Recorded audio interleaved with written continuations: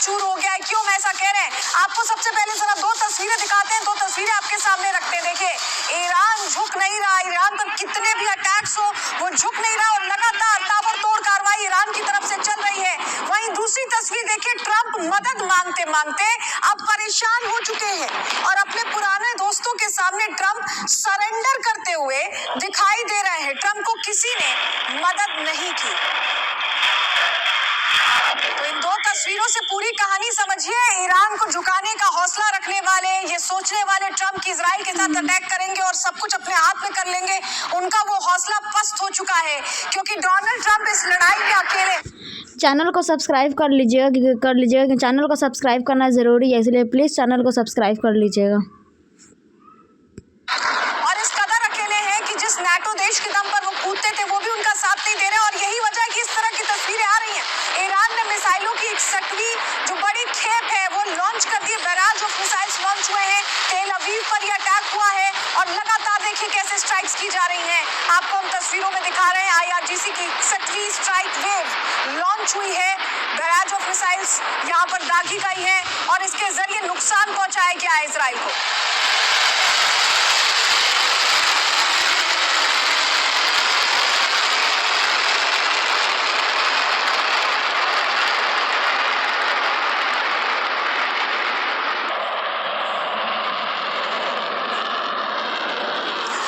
आपको बताएं, ईरान ने देखिए देर रात इजराइल की ओर मिसाइल जो लॉन्च की है उससे कैसे नया फुटेज जारी करके बताया। ये देखिए, ये आप तस्वीर देख रहे हैं, ये लॉन्च की तस्वीर है जो हम आपके सामने रख रहे हैं। इजराइल पर ये ईरान के हमले थम नहीं रहे हैं, रुक नहीं रहे।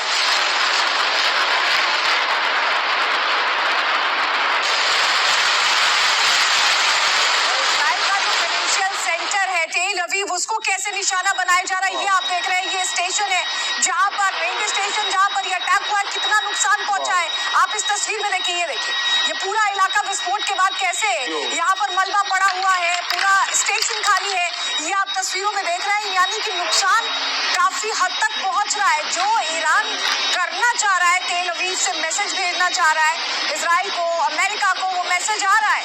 क्योंकि देखिए जो अटैक हो रहे हैं उसका कैसा असर है, ये आप तस्वीर में देखिए।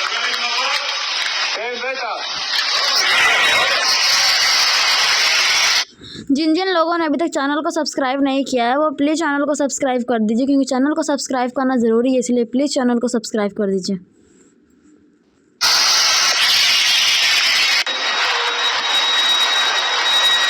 और इस बीच आपको बताएं कि मिडिल ईस्ट में भी अलग अलग जगह अटैक्स हो रहे हैं। ये दुबई की तस्वीर हम आपको दिखा रहे हैं। ये जो आप चमकती रोशनी देख रहे हैं आसमान में, ये ड्रोन्स हैं। ये ईरान के ड्रोन्स हैं जिनके जरिए अटैक दुबई में किया गया है। दुबई में बेस है, उसको तो टारगेट किया ही गया है। उसके अलावा इतने सारे ड्रोन्स दाग दिए गए। देखिए तस्वीर में आप देख रहे हैं, हालांकि इंटरसेप्ट किया गया है, नुकसान आसमान में ही से पहुंचाया गया है, लेकिन दुबई पर ये कैसे अटैक्स हुए हैं ये देखिए। ये जो रोशनी आप देख रहे हैं ये दरअसल ड्रोन्स हैं जिनके जरिए अटैक करने की कोशिश की गई, जिन्हें इंटरसेप्ट किया गया है।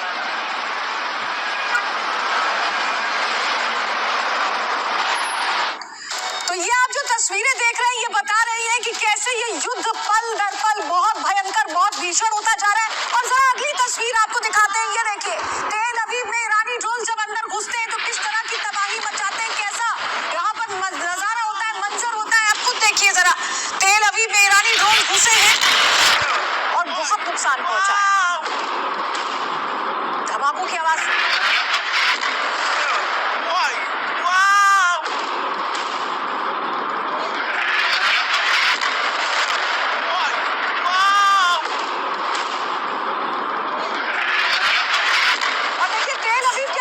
ठिकानों को निशाना बनाया जा रहा है। ये जो तस्वीर हम आपको दिखा रही है फैक्ट्री है। आप देखिए इस फैक्ट्री को निशाना जब बनाया गया तो कैसे भीषण आग लग गई, धू-धू करके ये पूरी फैक्ट्री जलने लगी है।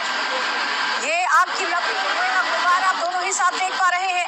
कितना नुकसान इसके जरिए पहुंचाया गया है आप तस्वीरों में देखिए।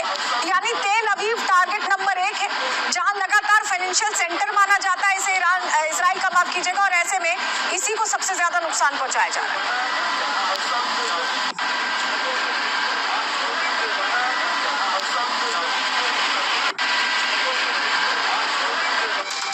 तो जहां आप तस्वीरों में देख रहे हैं कि ईरान लगातार मिसाइलों की बारिश कर रहा है, तो डोनाल्ड ट्रंप ये लंबा चौड़ा ट्वीट लिख रहे हैं। ये ट्रुथ सोशल पर डोनाल्ड ट्रंप मदद मांगते मांगते जब परेशान आ गए तो ऐसे में अपने पुराने सहयोगियों की लंबी चौड़ी कहानी उन्होंने लिख दी और अपने सहयोगी का नाम उन्होंने पोस्ट जारी किया है ट्रुथ सोशल पर, जो हम आपको दिखा रहे हैं, जिसमें साफ साफ लिख दिया गया है कि अब उन्हें अपने सहयोगियों की जरूरत नहीं है। अब ट्रंप इस जंग में अकेले ही लड़ते रहेंगे। लंबा चौड़ा पोस्ट जिसमें लिखा गया है, we no longer need or desire the NATO countries assistance, we never did. अब ये बड़ी बड़ी बातें करना ही होगा कि पहले मदद मांगिए और फिर जब मदद ना मिले तो खुद को बड़ा दिखाने के लिए इनकार कर दीजिए। लेकिन यहाँ ट्रंप का दुख भी छलक गया है और इसीलिए वो कह रहे हैं कि सालों तक हमने जिन देशों की मदद की यानी NATO कंट्रीज की, अब वो हमसे ही मुंह फेर रहे हैं। सुनिए All of the NATO allies agreed with us, but they don't want to, despite the fact that we help them so much, we have thousands of soldiers in different countries all over the world, and they don't want to help us, which is amazing. I mean, amazing. And I didn't do a full court press because I think if I did, they probably would be. But we don't need help. That war has been long prosecuted as far as I'm concerned. Almost from day one, we knocked out many of these things. We knocked out the Navy essentially in a couple of days. But I was surprised to see that NATO, while they agree that it was a very important thing to do, they agree fully. Nobody said, oh, you shouldn't do it. देखिए, Trump के बयानों से साफ लगता है कि वो जंग के बीच अकेले पड़ चुके हैं और यही वजह है कि उनकी बातों से ऐसा लगता है कि वो मानसिक रूप से अब टूट चुके हैं। ग्राफिक्स के जरिए पूरी खबर आपको बताते हैं, डिटेल चलिए आपके सामने रखते हैं, जानकारी आपको देते हैं। डोनाल्ड ट्रंप जंग में पूरी तरह से फंस चुके हैं। अब वो ना तो जंग से निकल पा रहे हैं, ना ही संभल पा रहे हैं। ईरान भी अब खून का बदला खून से मांग रहा है और इसकी झलक भी लगातार दिख रही जिस तरह के अटैक्स हो रहे हैं। इन सबके बीच डोनाल्ड ट्रंप का मन भारी हो चुका है। रह रहकर उनका दर्द छलका जा रहा है, सामने आ रहा है। अपनों की दगाबाजी देख वो फ्रस्ट्रेट हो चुके हैं और यही कारण है कि अब वो नाम लेकर देशों को कोस रहे हैं। अमेरिकी राष्ट्रपति डोनाल्ड ट्रंप नाटो देशों से नाराज है और नाराजगी की वजह है उनका ईरान जंग में शामिल होने से इनकार। डोनाल्ड ट्रंप के बयान में कहा गया है कि वो शामिल नहीं होना चाहते, जबकि वो जंग शुरू करने को लेकर पूरी तरह सहमत थे। ट्रंप बोल रहे हैं कि अमेरिका को किसी बाहरी समर्थन की जरूरत नहीं है, जबकि हकीकत तो यही है कि अमेरिका खुद नाटो ही नहीं बल्कि चीन समेत कई देशों से ईरान जंग में उतरने की अपील की थी। लेकिन अब जब वो घिर गए हैं, किसी ने साथ नहीं दिया, तो मजबूरन वो ऐसा पोर्ट्रे कर रहे हैं जैसे कि उन्हें जरूरत ही नहीं थी। डोनाल्ड ट्रंप का कहना कि अब उन्हें किसी की जरूरत नहीं, लेकिन हकीकत तो ये है कि ट्रंप की मदद के लिए कोई देश सामने ही नहीं आया और कल तक अमेरिकी एक्शन को सही बताने वाले फ्रांस के राष्ट्रपति इमैनुअल मैक्रों भी ट्रंप की बातों को अनसुना कर रहे हैं और जब बात उन पर आई तो साफ कह दिया कि वो जंग से दूर है। उनका बयान सुनिए। Nous ne sommes pas partie prenante et donc jamais la France ne prendra part à des opérations d'ouverture ou de libération du détroit d'Ormuz dans le contexte actuel. Par contre, nous sommes convaincus qu'une fois la situation plus calme, et je suis à dessein, ce terme est suffisamment large, une fois la situation plus calme, c'est-à-dire une fois que le cœur des bombardements aura cessé. देखिए, Emmanuel Macron ने जंग में शामिल होने से साफ इनकार किया, तो डोनाल्ड ट्रंप किस कदर भड़क उठे उनके इस बयान से आप समझ सकते हैं, जहां वो कह रहे हैं कि मैक्रो की कुर्सी जल्द जाने वाली। आप खुद सुनिए। He will never join a task force in the Strait of Hormuz until hostilities finish. Yet yesterday you said... Who said that? Who said? President Macron of France. What's your reaction to that, sir? Well, he'll be out of office. Channel को subscribe कर दीजिएगा क्योंकि channel को subscribe करना ज़रूरी है, इसलिए please channel को सब्सक्राइब कर दीजिएगा। Very soon, so we'll have to see. I don't know. देखिए, कुल मिलाकर कहें तो ईरान की मिसाइलों ने सुपर पावर अमेरिका के घमंड को छलनी कर दिया है, चकनाचूर कर दिया है। कल तक ट्रंप नाटो के दम पर दहाड़ रहे थे, आज वही ट्रंप अपनों की दगाबाजी से खफा है। आखिर कैसे अकेले पड़ गए हैं डोनाल्ड ट्रंप, इस रिपोर्ट से समझिए।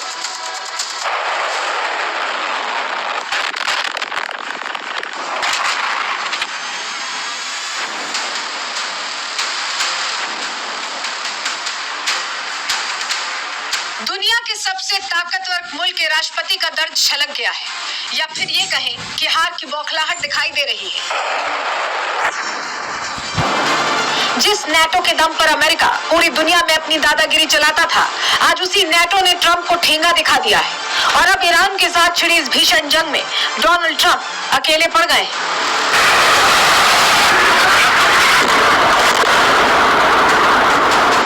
कल तक जो ट्रंप कह रहे थे कि ईरान को मटियामेट कर देंगे, आज वो सोशल मीडिया पर दुहाई दे रहे हैं कि उन्हें किसी की जरूरत ही नहीं।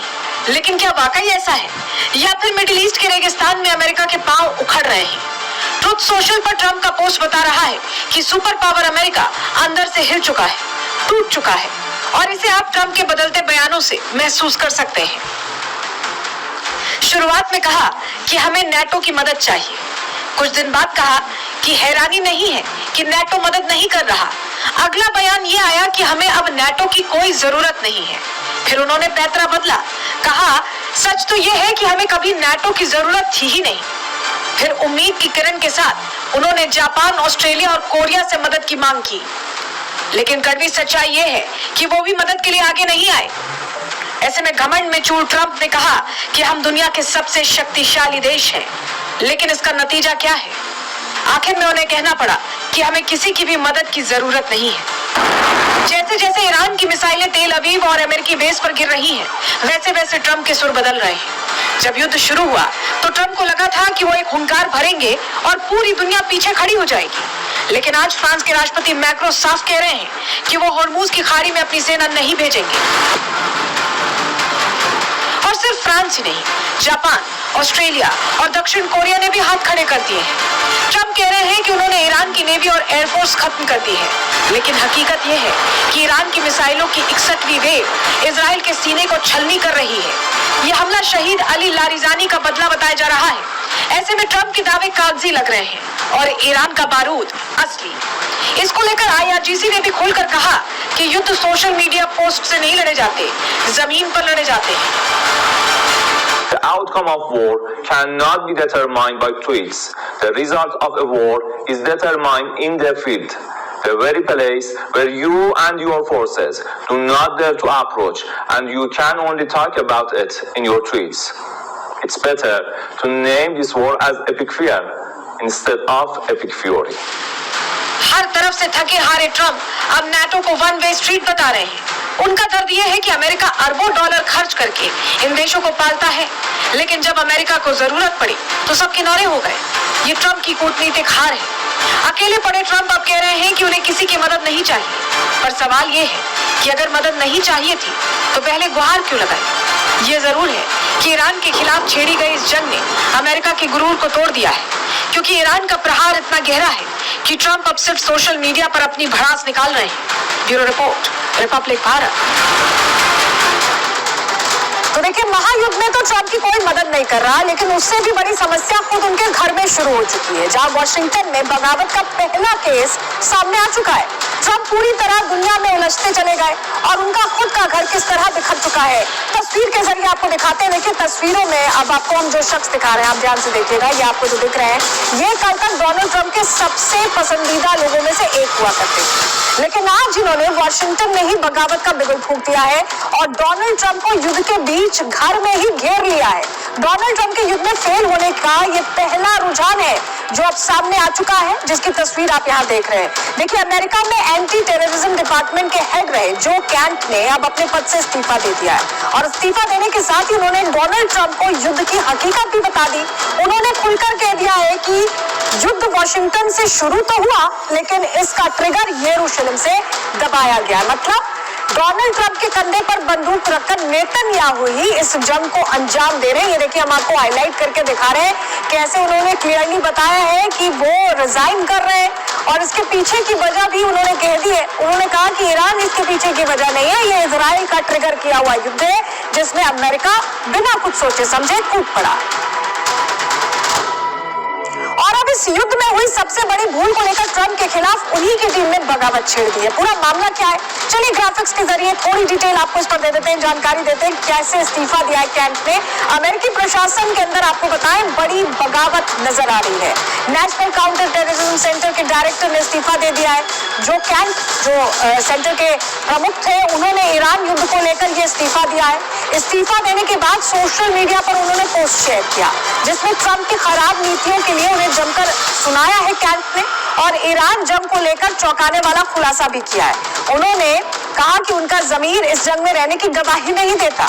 उन्होंने आरोप लगाया कि ईरान से कोई सीधा खतरा नहीं था। अब देखिए ये बहुत बड़ी बात है, क्योंकि जब कहानी शुरू हुई थी इस युद्ध की 28 तारीख को, तब ये कहा गया था सीधे सीधे कि ये प्रिएम्प्टिव अटैक है, यानी ईरान से हमले का खतरा था इसलिए किया गया अटैक है, लेकिन इसे नकार दिया है कैंप ने। आरोप लगाया कि ट्रंप ने इजराइल के दबाव में युद्ध छेड़ा है। कैंप ने युद्ध को जबरदस्ती तैयार किया गया बताया है।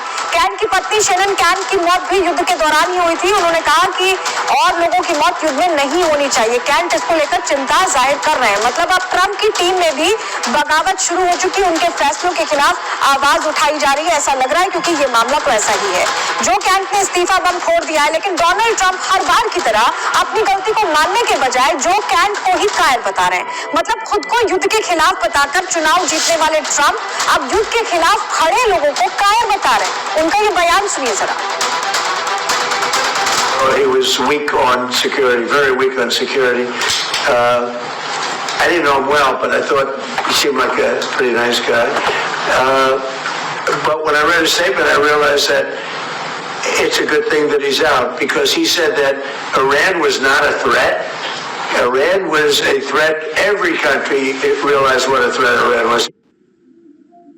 देखिए डोनाल्ड ट्रंप जो कैंप को कायर बताकर पल्ला झाड़ रहे हैं, लेकिन सवाल है कि कब तक डोनाल्ड ट्रंप हकीकत से आगे बढ़ सकेंगे, क्योंकि जमीन पर क्या चल रहा है उसे पूरी दुनिया देख रही है। खुद अमेरिका की जमीन पर आप ये तस्वीर देखिए, युद्ध के खिलाफ प्रदर्शन तेज हो चुके हैं। अमेरिकी लोग युद्ध के नहीं बल्कि शांति के पक्ष में खड़े नजर आ रहे हैं, और यही वजह कि बड़ी संख्या में वो सड़कों पर उतरे भी दिखाई दे रहे हैं। आप इस तस्वीर में देखिए, ये विरोध प्रदर्शन अमेरिका में शुरू हो चुके हैं।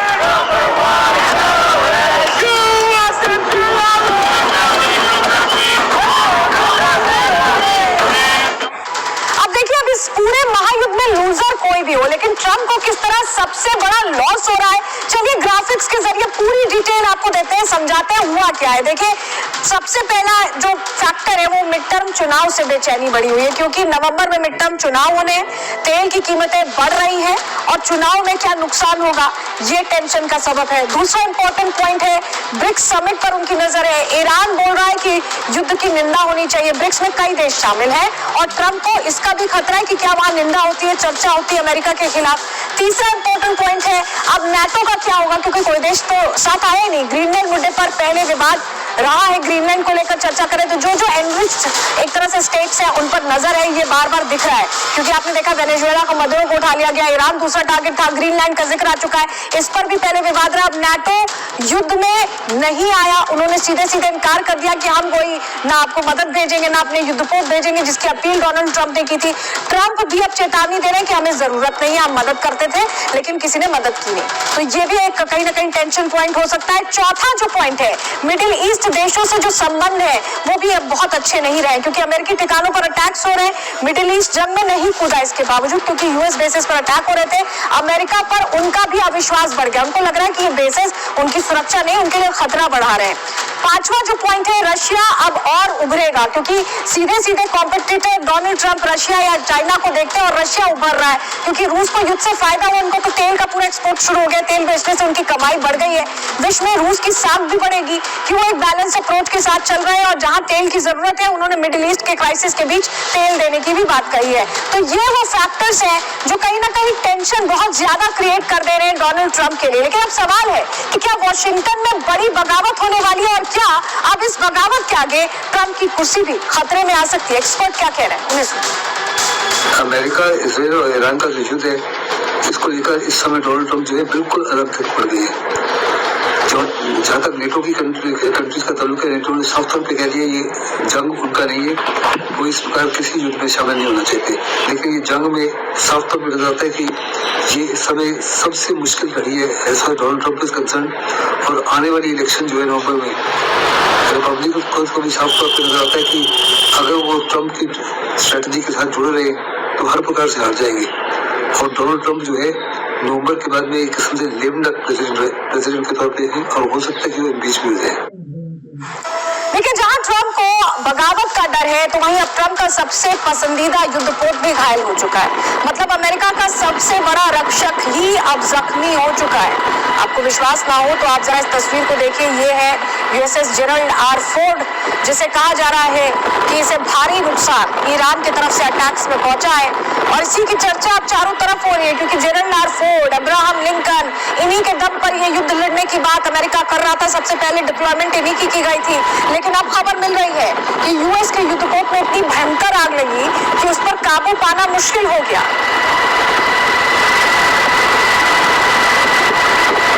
तस्वीर हमने आपको दिखाई, लेकिन हम किस युद्धपोत की बात कर रहे हैं, ये कैसे घायल हुआ है, चलिए ग्राफिक्स के जरिए थोड़ी डिटेल इस पर भी आपको दे देते हैं, आपको बताते हैं हुआ क्या है। जंग के बीच यहाँ जंग में तैनात यूएस का युद्धपोत घायल हो चुका है। यूएसएस जेरल्ड आर फोर्ड पर आग से बड़ी परेशानी खड़ी हो गई।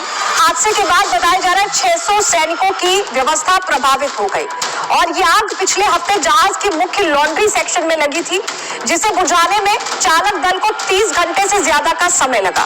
आग तो बुझ गई, लेकिन इससे जो अव्यवस्था पैदा हुई उसकी बड़ी दिक्कत खड़ी हो गई। हालात ये थे कि नाविकों को धुएं से सांस लेने में दिक्कत होने लगी, जबकि कुछ सैनिकों को हल्की चोटों के लिए भी इलाज दिया गया है। फिलहाल सैकड़ों सैनिक जहाज पर फर्श पर सोने को मजबूर है। कैरियर के क्रू को घंटों तक टॉयलेट लाइन में लगना पड़ा। कुल मिलाकर ये युद्धपोत अब जंग के बीच घायल हो चुका है, और अब सवाल है कि जब रक्षक ही घायल है तो ट्रंप क्या करेंगे, कैसे ये युद्ध लड़ेंगे, कैसे वो दम भरेंगे जो बार बार वो भरते आ रहे हैं। मिडिल ईस्ट में अमेरिका का सबसे बड़ा युद्धपोत घायल हो चुका है, तो वहीं आयरलैंड के अंदर ट्रंप अब कमजोर नजर आए। जहां डोनाल्ड ट्रंप के सामने ही आयरलैंड के प्रधानमंत्री ने युद्ध की जगह शांति की बात की, और इसमें ट्रंप कैसे बिफर गए इसके बाद आपको जरा बयान सुनवा रहे हैं। And we especially want to see progress and peace in the Middle East, as I know you do. And we also need a just and sustainable peace in Ukraine. Too many people are dying as a result of conflict across the world, and we owe it to them all to create a better future. Wonderful being with you. We have a lot of things happening. I spent my whole day with the Irish.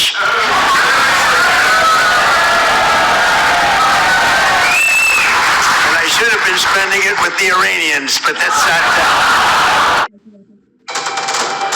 देखिए, Trump खड़े खड़े Ireland में अपने ऊपर कसा तंज सुन रहे हैं, तो वहीं ईरान जंग में सबसे बड़ी तबाही की तैयारी कर रहा है। ईरान अब अपने बारूदी खजाने को निकाल चुका है, और इसके बाद अब एंट्री होने वाली है ईरान के जिंदा शहीद।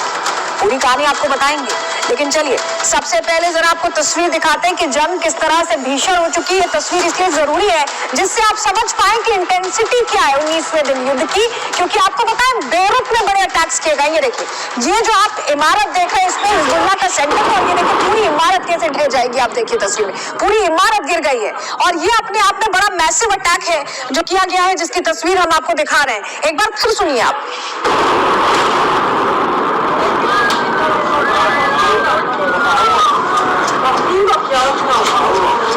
बेरूत की तस्वीर हमने आपको दिखाई, इमारत कैसे ध्वस्त हो गई, और आप ये समझिए कि बेरूत में लेबनान में ही ईरान समर्थक विद्रोही रहते हैं, वो अटैक्स करते हैं, और यही वजह। ये दूसरे एंगल से दिखा रहे हैं आपको, ये दूसरे एंगल से दिखा रहे हैं वही इमारत कैसे जमीन दोज होती है। देखिए, ये दूसरे एंगल से क्लोजली आप देखिए, ये पूरा जो इलाका है ये रिहायशी इलाका है, लंबी चौड़ी इमारतें। ये 15 मंजिला इमारत है जिसके गिरने की तस्वीरें आप ऐसे पूरी तरह से मलबे में तब्दील होने की तस्वीरें देख रहे हैं।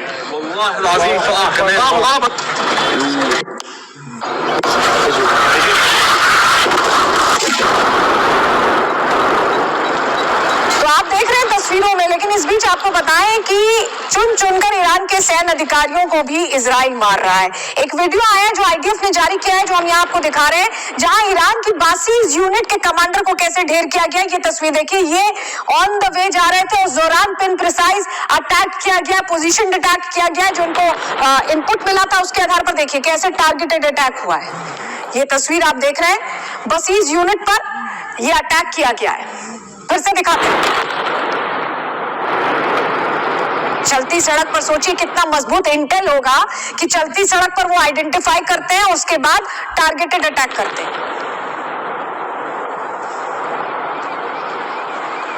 ये तस्वीरें सख्ते में डाल देती हैं और ये बताती हैं कि इजराइल की जो मोसाद है वो वहां ईरान में किस तरह एक्टिव है, क्योंकि यहाँ पर बसीज यूनिट पर इंटेल मिलने के बाद कैसे पिन प्रिसाइज्ड अटैक यहाँ पर आप देख रहे हैं, एक ही शख्स को टारगेट किया गया, उसे ढेर कर दिया गया। और इस तरह के धमाकों के बाद ईरान ने अब ये पुष्टि कर दी है कि इजरायली हमले में उनके सिक्योरिटी चीफ अली लारिजानी की मौत हो गई, जिनकी आप तस्वीर देख रहे हैं। अली लारिजानी की मौत की तस्वीर जाहिर की गई है। उनके साथ ही उनके बेटे भी थे जो इस घटना में उनकी भी मौत हुई। लारिजानी और उनके बेटे का ताबूत आपको हम दिखा रहे हैं, अब ईरान के अंदर रख दिया गया है, जिसको लेकर अब बदला लेने की माफ कीजिएगा कसम खाई जा रही है कि बदला लिया जाएगा। देखिए उनके बेटे और लारिजानी दोनों का ताबूत रखा हुआ है, ईरान का झंडा लगाया गया है। लारिजानी की तस्वीर आप देख रहे हैं और उनके बेटे, क्योंकि लगातार लीडर्स को टारगेट किया जा रहा है। लारिजानी बहुत एक्टिव चेहरा थे, अभी आपने कुछ दिन पहले प्रोटेस्ट के दौरान उन्हें देखा था सड़कों पर चलते हुए आम लोगों के बीच, और ऐसे में उन्हें निशाना बनाया गया।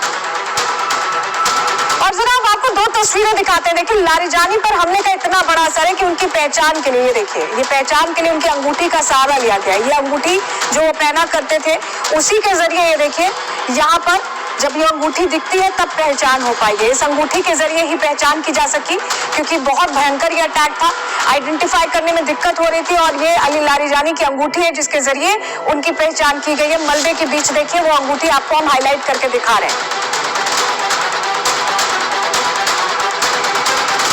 देखिए लारिजानी की मौत पर नेतन्याहू ने क्या कुछ कहा है, अब वो आपको सुनवा रहे हैं क्योंकि उनका रिएक्शन आ गया। सुनिए। חיסלנו את עלי לאריג'אני. עלי לאריג'אני זה הבוס של משמרות המהפכה, שזה חבורת הגנגסטרים שמנהלת בפועל את איראן. אנחנו חיסלנו לצידו גם את מפקד הבסיס, זה העוזרים של הגנגסטרים, שהם מפיצים טרור ברחובות טהרן וערים אחרות של איראן נגד האוכלוסייה. लेकिन नेतन्याहू इस कॉन्फिडेंस में है कि ईरान का नेतृत्व खत्म हो चुका है, लेकिन अभी शायद वो ईरान के जिंदा शहीद से वाकिफ नहीं है जो अब इस युद्ध के बीच लौट आया है। पूरी खबर क्या है, चलिए ग्राफिक्स के जरिए आपको पूरी कहानी बताते हैं, जानकारी आपको देते हैं। लारिजानी की मौत के बाद ईरान ने हमले तेज कर दिए। इजराइल के तेल अवीव में भीषण तबाही मचाई गई है, आपको हमने तस्वीर दिखाई। ईरानी सेना प्रमुख आमिर हातिमी ने नया बयान जारी किया है। लारिजानी की हत्या का जवाब ऐसा वैसा नहीं, निर्णायक होगा, उनकी तरफ से ये कहा गया है। उन्होंने साफ संकेत दे दिए हैं कि ईरान इस हमले को हल्के में नहीं लेगा। ऐसी ही कसम ईरान ने खामनेई की मौत के बाद भी खाई थी, जिसके बाद पूरी खाड़ी ने तबाही देखी थी।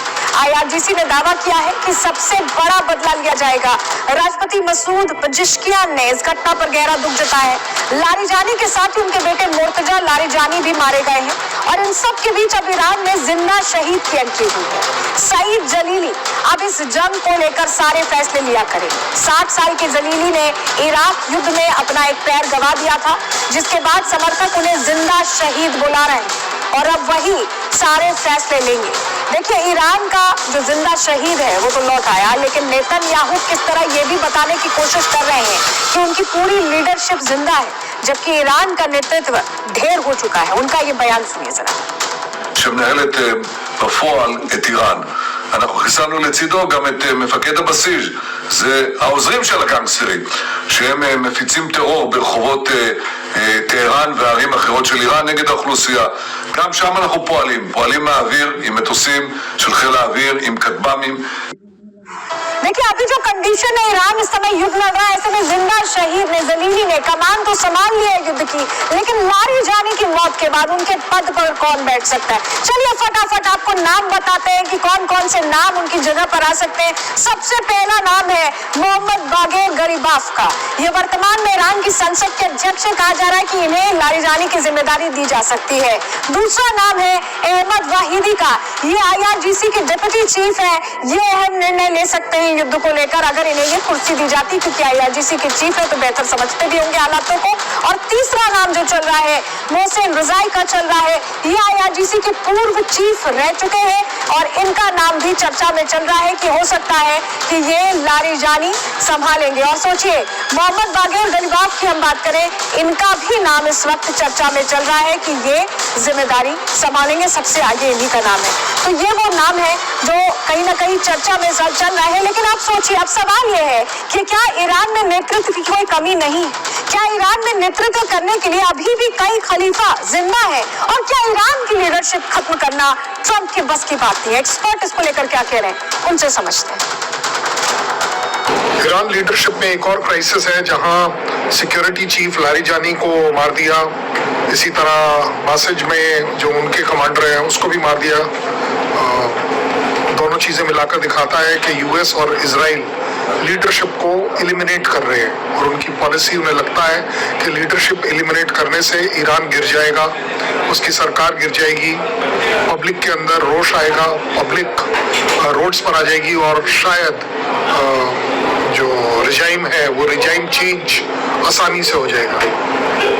ऑन ग्राउंड ऐसा लग नहीं रहा क्योंकि इजराइल की जो गवर्नमेंट है और गवर्नेंस है वो एक मोज़ेक काइंड ऑफ सिस्टम पर काम कर रही है, जहां लीडरशिप अगर एलिमिनेट हो भी जाती है तो लोअर लेवल और लोएस्ट लेवल के यूनिट्स को ऑब्जेक्टिव पता है और वो उसके लिए काम करते रहेंगे। देखिए, जब जब यहाँ पर सफलता मिलती है अमेरिका और इजराइल को, कोई लीडरशिप से जुड़ा मारा जाता है, तो उनको लगता है कि अब उन्होंने युद्ध को फतेह कर लिया, अब उन्होंने ईरान का गेम ओवर कर लिया, क्योंकि डोनाल्ड ट्रंप के लिए तो गेम है ना, लेकिन ये असली गेम शायद वो समझ नहीं पाए। ईरान ने गेम ऐसा सेट किया है कि जहां एक शख्स अगर एलिमिनेट होता है तो 4 और ऐसे शख्स कतार में खड़े हो जाते हैं जो कमान संभाल लेते हैं, और यही टेंशन बढ़ा रहा है अमेरिका। रिपोर्ट देखिए।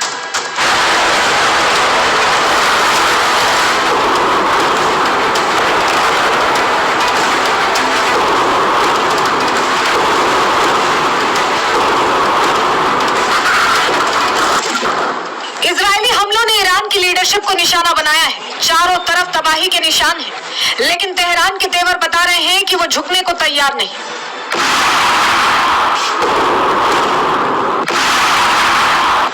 ट्रंप और नेतन्याहू को लगा था कि अली लारिजानी को रास्ते से हटाकर वो गेम ओवर कर देंगे। उन्हें लगा था कि सुप्रीम लीडर की मौत के बाद लारिजानी का जाना ईरान की कमर तोड़ देगा, पर लारिजानी की मौत के बाद जो संदेश तेहरान से आया है उसने अमेरिका की पूरी प्लानिंग पर पानी फेर दिया है। ईरान के विदेश मंत्री अब्बास अराक्ची ने दहाड़ते हुए साफ कह दिया है कि हम किसी एक चेहरे के मोहताज नहीं हैं। उन्होंने क्लियर कहा कि लारिजानी की मौत से सिस्टम पर कोई असर नहीं पड़ेगा। खामेनेई की शहादत के बाद भी ईरान नहीं डिगा। अमेरिका इजराइल की समझ से बाहर है हमारा ढांचा, हमारा राजनीतिक और आर्थिक संस्थान बहुत मजबूत है। व्यक्ति आता जाता है लेकिन देश का मिशन नहीं रुकता।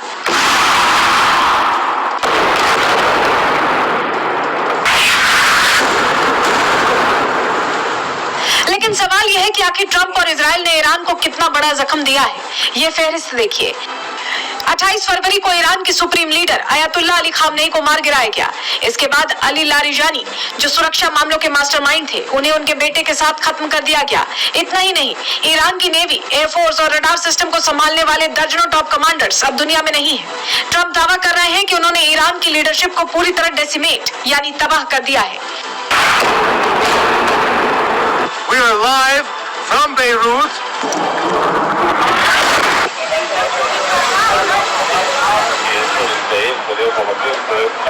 ट्रंप की रणनीति बहुत साफ थी कि टॉप कमांडर्स को खत्म करो और जंग जीत लो, लेकिन ईरान का सिस्टम किसी हाइड्रा की तरह काम कर रहा है।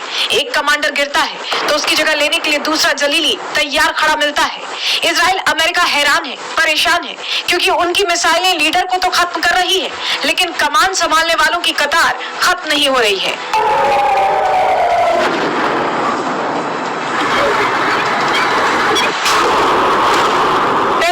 की हत्या और फिर लारिजानी का जाना, ये ईरान के लिए बड़े झटके तो हैं, लेकिन तेहरान के गलियारों में सन्नाटा नहीं बल्कि बदले की आग है।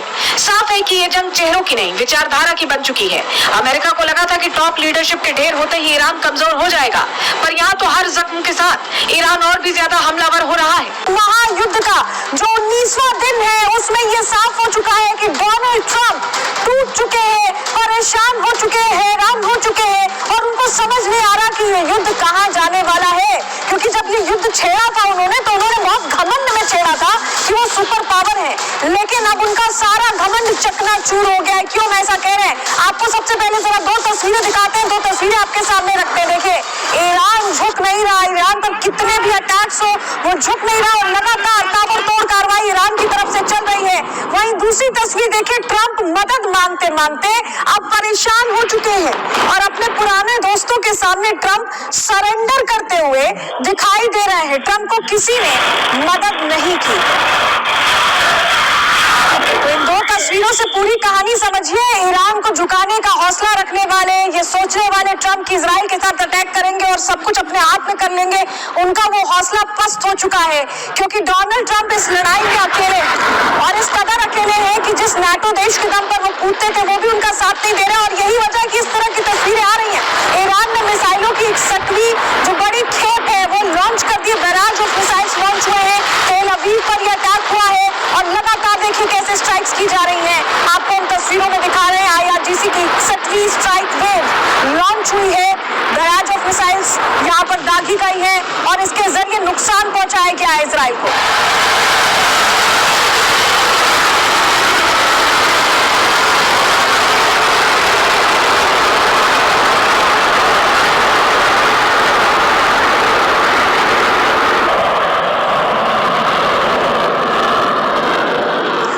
आपको बताएं, ईरान ने देखिए देर रात इजराइल की ओर मिसाइल जो लॉन्च की है उससे कैसे नया फुटेज जारी करके बताया। ये देखिए, ये आप तस्वीर देख रहे हैं, ये लॉन्च की तस्वीर है जो हम आपके सामने रख रहे हैं। इजराइल पर ये ईरान के हमले थम नहीं रहे हैं, रुक नहीं रहे।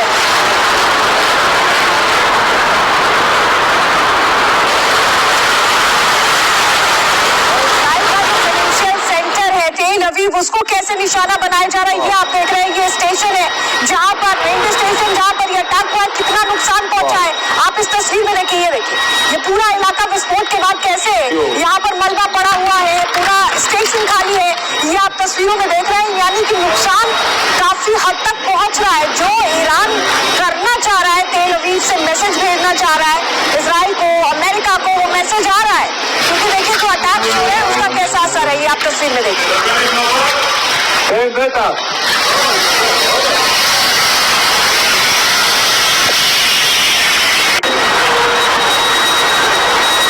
और इस बीच आपको बताएं कि मिडिल ईस्ट में भी अलग अलग जगह अटैक्स हो रहे हैं। ये दुबई की तस्वीर हम आपको दिखा रहे हैं। ये जो आप चमकती रोशनी देख रहे हैं आसमान में, ये ड्रोन्स हैं, ये ईरान के ड्रोन्स हैं जिनके जरिए अटैक दुबई में किया गया है। दुबई में बेस है, उसको तो टारगेट किया ही गया है, उसके अलावा इतने सारे ड्रोन्स दाग दिए गए। देखिए तस्वीर में आप देख रहे हैं, हालांकि इंटरसेप्ट किया गया है, नुकसान आसमान में ही से पहुंचाया गया है, लेकिन दुबई पर ये कैसे अटैक्स हुए हैं ये देखिए। ये जो रोशनी आप देख रहे हैं, ये दरअसल ड्रोन्स हैं जिनके जरिए अटैक करने की कोशिश की गई, जिन्हें इंटरसेप्ट किया गया है।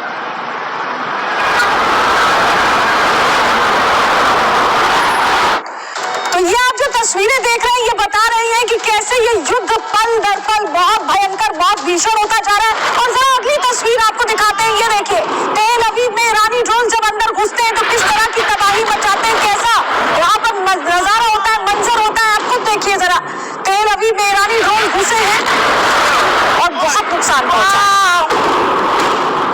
धमाकों की आवाज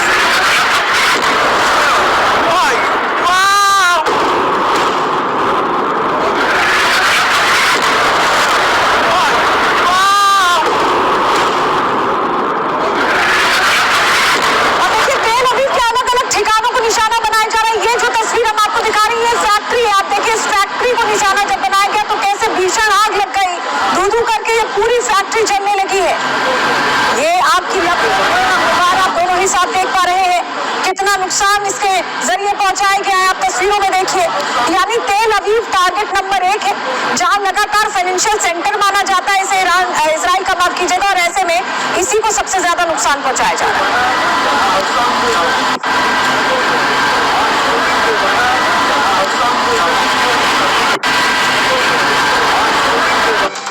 तो जहां आप तस्वीरों में देख रहे हैं कि ईरान लगातार मिसाइलों की बारिश कर रहा है, तो डोनाल्ड ट्रंप ये लंबा चौड़ा ट्वीट लिख रहे हैं। ये ट्रुथ सोशल पर डोनाल्ड ट्रंप मदद मांगते मांगते जब परेशान आ गए तो ऐसे में अपने पुराने सहयोगियों की लंबी चौड़ी कहानी उन्होंने लिख दी और अपने सहयोगियों का नाम उन्होंने पोस्ट जारी किया है ट्रुथ सोशल पर, जो हम आपको दिखा रहे हैं, जिसमें साफ साफ लिख दिया गया है कि अब उन्हें अपने सहयोगियों की जरूरत नहीं है, अब ट्रंप इस जंग में अकेले ही लड़ते रहेंगे। लंबा चौड़ा पोस्ट जिसमें लिखा गया है, we no longer need or desire the NATO countries' assistance. We never did. अब ये बड़ी बड़ी बातें करना ही होगा कि पहले मदद मांगिए और फिर जब मदद ना मिले तो खुद को बड़ा दिखाने के लिए इनकार कर दीजिए। लेकिन यहाँ ट्रंप का दुख भी छलक गया है और इसीलिए वो कह रहे हैं कि सालों तक हमने जिन देशों की मदद की यानी नाटो कंट्रीज की, अब वो हमसे ही मुंह फेर रहे हैं। सुनिए जरा। All of the NATO allies agreed with us, but they don't want to, despite the fact that we help them so much, we have thousands of soldiers in different countries all over the world, and they don't want to help us, which is amazing. I mean, amazing. And I didn't do a full court press because I think if I did, they probably would be, but we don't need help. That war has been long prosecuted as far as I'm concerned, almost from day one. We knocked out many of these things. We knocked out the Navy essentially in a couple of days. But I was surprised to see that NATO, while they agree that it was a very important thing to do, they agree fully. Nobody said, oh, you shouldn't do it. देखिए, Trump के बयानों से साफ लगता है कि वो जंग के बीच अकेले पड़ चुके हैं और यही वजह है कि उनकी बातों से ऐसा लगता है कि वो मानसिक रूप से अब टूट चुके हैं। ग्राफिक्स के जरिए पूरी खबर आपको बताते हैं, डिटेल चलिए आपके सामने रखते हैं, जानकारी आपको देते हैं। डोनाल्ड ट्रंप जंग में पूरी तरह से फंस चुके हैं।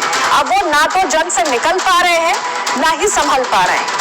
ईरान भी अब खून का बदला खून से मांग रहा है और इसकी झलक भी लगातार दिख रही, जिस तरह के अटैक्स हो रहे हैं। इन सबके बीच डोनाल्ड ट्रंप का मन भारी हो चुका है। रह रहकर उनका दर्द छलका जा रहा है, सामने आ रहा है। अपनों की दगाबाजी देख वो फ्रस्ट्रेट हो चुके हैं और यही कारण है कि अब वो नाम लेकर देशों को कोस रहे हैं। अमेरिकी राष्ट्रपति डोनाल्ड ट्रंप नाटो देशों से नाराज है और नाराजगी की वजह है उनका ईरान जंग में शामिल होने से इनकार। डोनाल्ड ट्रंप के बयान में कहा गया है कि वो शामिल नहीं होना चाहते, जबकि वो जंग शुरू करने को लेकर पूरी तरह सहमत थे। ट्रंप बोल रहे हैं कि अमेरिका को किसी बाहरी समर्थन की जरूरत नहीं है, जबकि हकीकत तो यही है कि अमेरिका खुद नाटो ही नहीं बल्कि चीन समेत कई देशों से ईरान जंग में उतरने की अपील की थी। लेकिन अब जब वो घिर गए हैं, किसी ने साथ नहीं दिया, तो मजबूरन वो ऐसा पोर्ट्रे कर रहे हैं जैसे कि उन्हें जरूरत ही नहीं थी। डोनाल्ड ट्रंप का कहना कि अब उन्हें किसी की जरूरत नहीं, लेकिन हकीकत तो ये है कि ट्रंप की मदद के लिए कोई देश सामने ही नहीं आया और कल तक अमेरिकी एक्शन को सही बताने वाले फ्रांस के राष्ट्रपति इमैनुअल मैक्रों भी ट्रंप की बातों को अनसुना कर रहे हैं और जब बात उन पर आई तो साफ कह दिया कि वो जंग से दूर है। उनका बयान सुनिए। Nous ne sommes pas partie prenante au conflit. Et donc, jamais la France ne prendra part à des opérations d'ouverture ou de libération du détroit d'Ormuz dans le contexte actuel.